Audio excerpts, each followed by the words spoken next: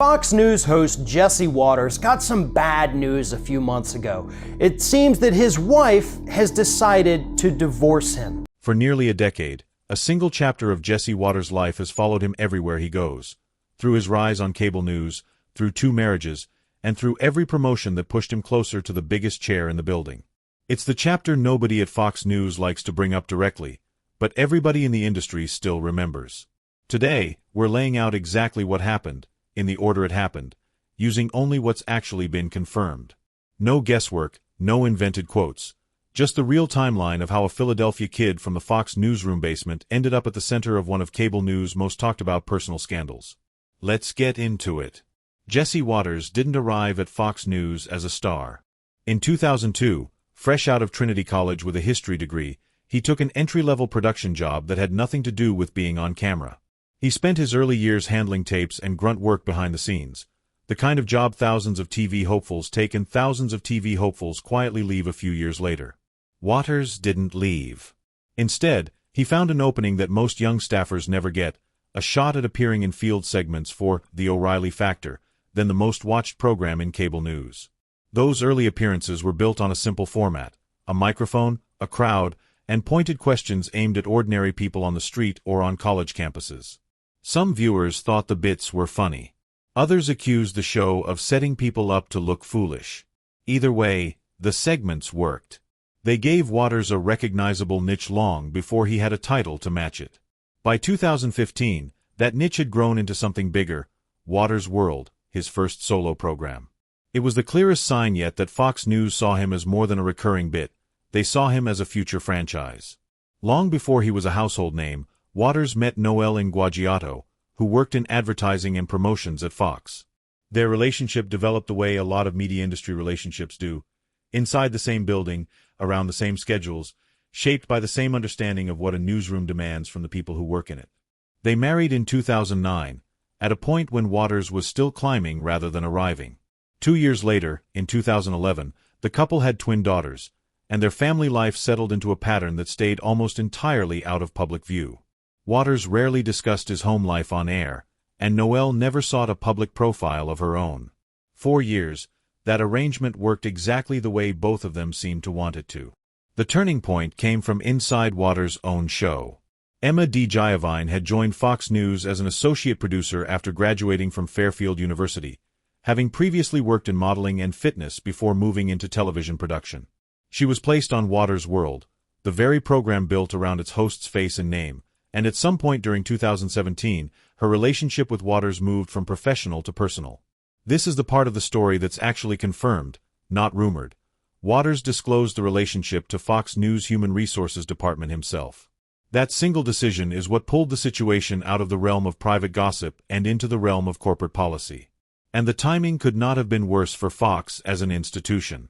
The network was still absorbing the fallout from Roger Ailes' 2016 resignation amid harassment allegations, and Bill O'Reilly, the very host who gave Watters his start, had just been removed in April 2017 after the New York Times reported on a pattern of settled harassment claims. Fox was operating under what media analysts at the time openly called a compliance reset, where any relationship involving on-air talent and staff was treated as a serious institutional risk, not an office rumor to be waved away.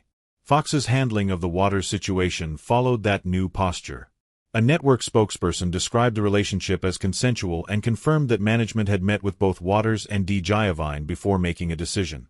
The outcome was administrative, not punitive. DeGiovanni was moved off Watters' World and reassigned to the Ingram angle. No suspension. No firing. No public disciplinary statement beyond that reassignment. From a corporate standpoint, it was standard conflict of interest management. From a media standpoint, given everything else happening at Fox that year, it became something much bigger. While Fox was managing the workplace side of the story, the personal side was unraveling at home. Watters was still married to Noelle at the time the relationship with DeGiovanni became known internally, and according to later reporting, that revelation was what pushed the marriage toward its end. In 2018, Noelle formally filed for divorce. The filing itself didn't come with courtroom fireworks or public allegations beyond the breakdown of the marriage. No lawsuit, no contested findings released to the public. What made it a story wasn't legal drama. It was timing. The internal HR disclosure, Dee Giovanni's reassignment, and the divorce filing all lined up close enough together that reporters didn't need to speculate about a connection. What's notable, looking back, is how little either woman at the center of this said publicly. Noelle never gave interviews framing her side of the story. She didn't write about it, didn't sit for a sympathetic profile, didn't appear on a rival network to discuss what happened. Dee Giovanni, for her part, also stayed out of the interview circuit during this period. The most emotionally loaded parts of the story, what conversations actually happened, how the relationship began, what each person felt at the time, were never put on the record by the people who lived them. Everything the public got was assembled from confirmed facts around the edges. The HR disclosure, the transfer, the divorce filing, nothing more. The divorce was finalized in March 2019, closing out a marriage that had lasted a decade and produced 2 daughters. What happened next moved quickly enough that it became its own talking point.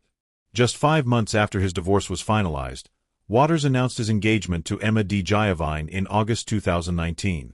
4 months after that, in December 2019, they married. Less than a year separated the end of one marriage from the start of another, a compressed timeline that commentators on both sides of the story picked up on immediately, whether they were framing it as proof of a genuine relationship or as evidence supporting the earlier criticism. Dee Giovanni, meanwhile, was reshaping her own public identity. Where she'd first entered public awareness purely as a name attached to a controversy, her social media presence increasingly shifted toward fitness, nutrition, and family content, a deliberate move away from being defined by how the relationship started. The couple had their first child, a son, in April 2021, followed by a daughter in April 2023, giving Waters 4 children total between his 2 marriages. And notably, neither Waters nor Dee Giovanni spent the years afterward relitigating the controversy in public. There was no tell-all interview, no memoir settling scores, no docuseries walking through the details. They let the story go quiet by simply not feeding it. Here's the part that still generates debate among media watchers. None of this cost Waters his career trajectory. If anything, the years following the controversy were his biggest professionally. Waters' world kept airing. His seat on The Five stayed secure. In January 2022, Fox gave him his own weekday program, Jesse Waters Primetime. And when Tucker Carlson left the network in 2023, Waters was the one who inherited the 8 p.m. Eastern slot, arguably the single most valuable hour in cable news. For critics, that career arc raised an obvious question.